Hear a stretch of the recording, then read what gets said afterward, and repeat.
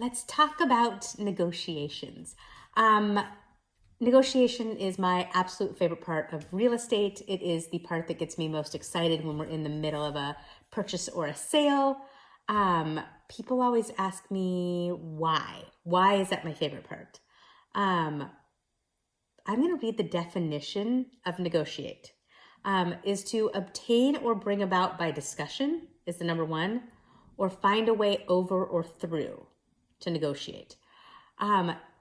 These get me so excited.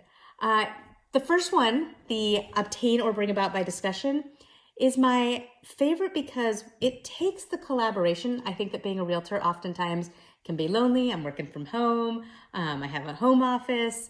And so sitting here working alone, when we're talking about that discussion to obtain something, is where me and my client, oftentimes me and the other agent, have to get real creative in order to make all parties feel, it's not always happy, but okay. We'll go with okay. Not everybody always feels happy about the decisions that are made during negotiations, but we want people to feel okay, right? Like nobody should feel horrible when they're selling their house, and nobody should feel like taken advantage of when they're buying. So it's the discussion piece to me and the being super creative. The second one, find a way over or through. There are times, so many times, that a listing agent will tell me the seller's doing no repairs. The seller's doing no repairs. Don't ask for anything. The seller's doing no repairs. Except that there's no one, I shouldn't say no one, sometimes there's a unicorn, that most people don't want to buy a house that has a leaking oil tank, or don't want to buy a house that has a recalled electric panel and electrical issues, that has a broken sewer line. Why does the buyer want to take on a $5,000 to $10,000 repair when it happened before they ever owned it? So when somebody comes at me and says, we're not doing big repairs, we're not doing any repairs, that's the negotiation part of finding a way over or through it, right? Because I don't feel as a realtor that it's in my client's best interest to have them purchase a home that comes with all these issues already. There's a market for it. I mean, don't get me wrong, there's a market for it when we have to, but that's not a normal market. And so the art of negotiating and being able to discuss and figure out backwards ways to make things come together is my favorite part. So I had a client this past week that I represented the seller. The buyer came and asked for $34,000 of repairs, and we settled on $15,000. Okay? So really saving $19,000 worth of credits and money and repairs that the buyers wanted. So that whole discussion piece about getting super creative is my other favorite one. Whether that's through putting on a home warranty and having that home warranty help cover the cost of something down the road, whether it's getting multiple bids and figuring out how we can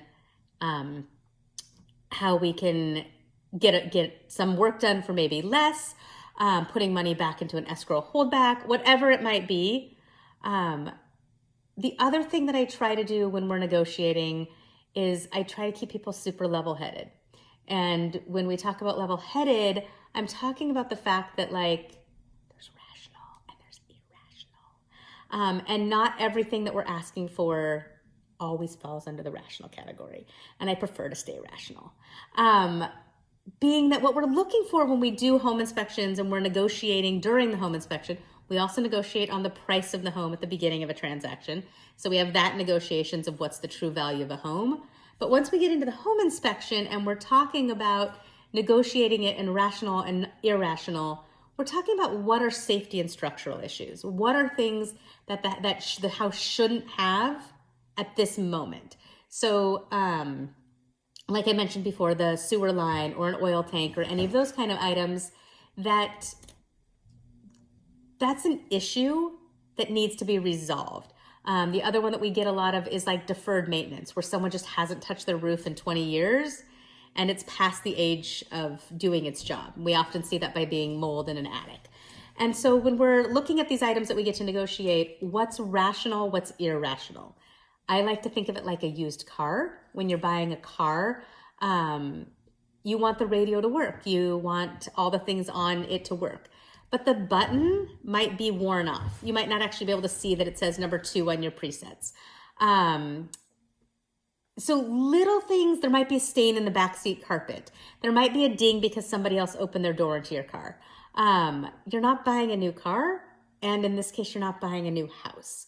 And so really, really working on what does level-headed, what is rational, what is safety and structural concerns.